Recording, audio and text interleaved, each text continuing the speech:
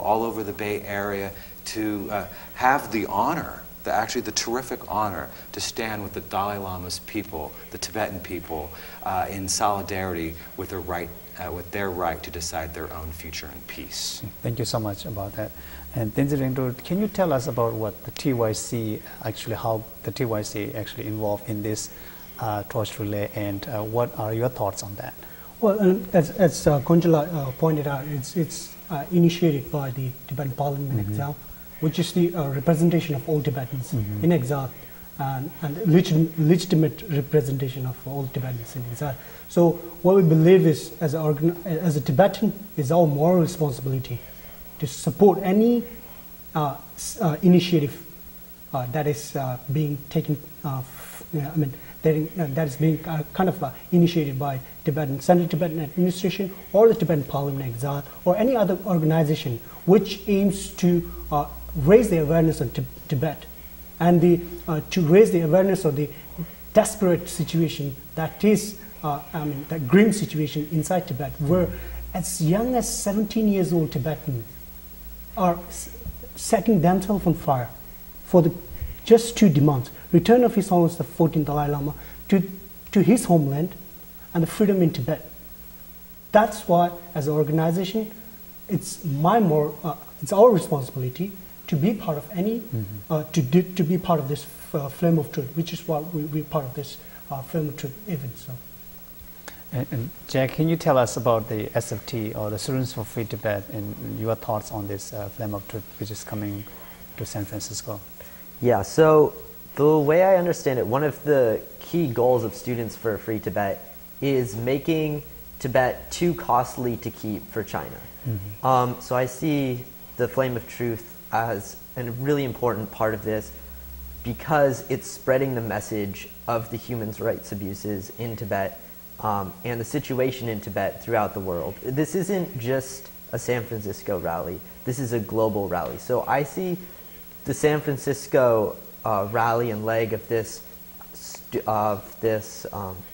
Flame of Truth as an important part of spreading the knowledge of the situation in Tibet throughout the world, as part of making Tibet too costly to keep. And I think Students for a Free Tibet in the Bay Area and around the country is trying to show up in force and spread awareness of this event as a way of spreading awareness of Tibet and the Tibetan situation as a whole, so that we can work towards a free Tibet through awareness efforts.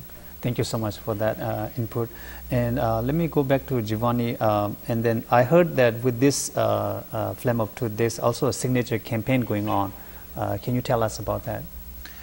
Yes, from what I understand, which ultimately is sending to the UN. Yes, that's the Tibetans have a great belief in the United Nations, and we believe that by letting them know, with the documented proof, through all these signatures that have been gathered since the torch relay started July 6th, collected throughout the world, that will provide documentation for them to act substantially and meet our demands to send a United Nations fact-finding mission in Tibet. The United Nations, not only through those original 3 resolutions that we're asking them to remember, has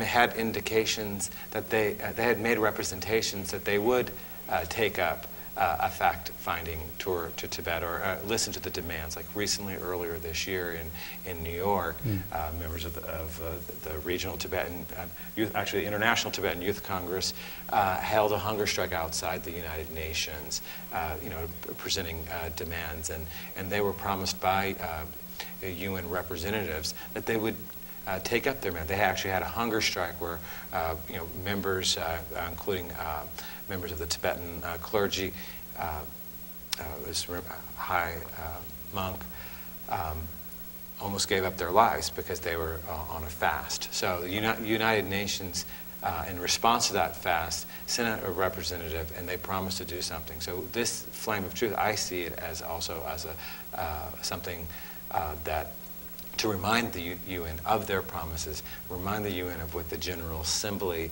on 3 separate occasions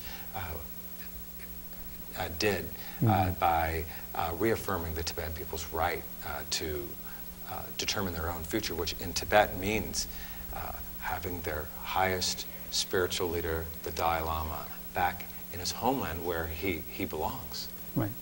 And Tenzin Wangyal, yeah, go ahead. If I may, yeah, adding to that, the signature campaign is still on, and it's a worldwide kind of program, as I said earlier, and we hope to collect as much signatures as possible, and then we plan to submit this to the United Nations office in New York and in Delhi on December the 10th. Yes. So that's the part of the And then- signature campaign, and that you could just like Google it and then see the Flame of Truth, and you would see the URLs for the signature campaign. So you're saying there will be a signature campaign on that It's day, still on November on. 10th? Yeah, there's Yeah. actually online. It's still on right Okay. now. That's right. There's And then online. Any plan for like how much signatures that you are going Well, to collect? as I any said, goal we're set? trying to collect as much signatures as possible. It's a worldwide campaign. Okay. It's going on all over the world. Okay. Tenzin, can you tell us, like, there's a lot of demonstrations and hunger strike in front of United Nations, and a lot of organizations like Tibet Support Group have already asked a lot of demands about helping back in Tibetan struggle. But what changes do you think that this Flame of Truth will bring something different than what you've been seeing for the last many years about the reaction of the UN? So, I mean, the Flame of Truth, it's kind of like started, time when Tibet is burning. And then a lot of medias and international leaders is aware of this current situation inside Tibet. Going on, right? Right. I mean, just a few days ago, a man was self-immolated in front of the Labrang monasteries. I mean, and such things happened since 2009. And not only in Tibet, even in exile. You mean in India? Yeah, in Right. India. Since 2000, Paul Tudumutu, who self-immolated, and there's another young generation Tibetan, Jambi Ishla, who self-immolated in this year. So this kind of tragic news and I mean abuses in Tibet over the human rights, their culture, their identity, their language, their environment, it's kind of known to the international leaders. So with this Flame of Truth, as His Holiness always says, our struggle is pro-truth, pro-justice. And this signifies the truth that we have. And so what I believe is that through this event, international world leaders would heed the grievances and the problem that is in Tibet. So this is my kind of expectation, and then and I hope like international leaders, or human rights organizations, and freedom-loving people would actually take this serious crisis into consideration and make every effort to put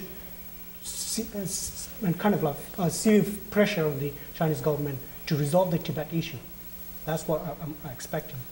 Adding to Wangyal, if I may so add that, it took one Mohammad Bouazizi in Tunisia who self-immolated himself for the world, or especially for many of the world governments, to change the policy, including the United States.